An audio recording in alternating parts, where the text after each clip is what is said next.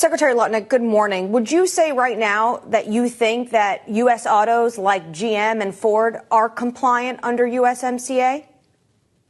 That is my understanding, is the big three say they produce cars that are compliant under USMCA, which means they have sufficient U.S. content in them to be part of the USMCA agreement. So I think that's part of our discussion, and the president's really thinking about that. So it's fair to assume then, especially given the constituencies of auto workers that the president was able to pick up in this past election, that it is the auto industry that could potentially get that exemption later this afternoon? It's not really an exemption. Remember, we're trying to end fentanyl coming into the country. So we're trying to send a message that fentanyl has got to end coming in from Mexico and Canada. It's just has to end. And they've done a reasonable job on the border, and they're going to do a better job on the border. But this is, remember, it's a key about fentanyl for this month. April 2nd, we could talk about the rest. But this month, it's about fentanyl.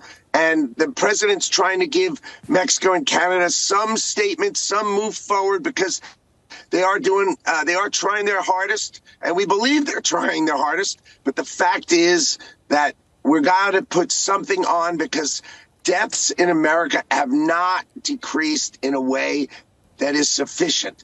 Deaths of fentanyl and opioids in America. Many families will sympathize with this remarks. Me, myself, I know families who have been at the end of the suffering when it comes to fentanyl. But yesterday, though, the president questioned the fairness of Canadian banks. So what is it about? Is it about Canada's banking system, or is it really about fentanyl? So this month, right now, is about fentanyl.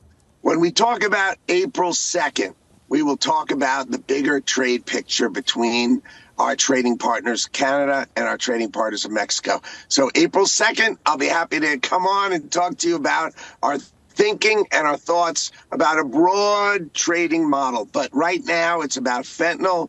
This is a drug-related issue. Drugs coming into the United States of America have got to stop. The border has got to remain closed. That's the key of how you treat your great trading partner. You treat your great trading partner with respect, and you stop letting fentanyl into the country. So my view is the president is thinking about it.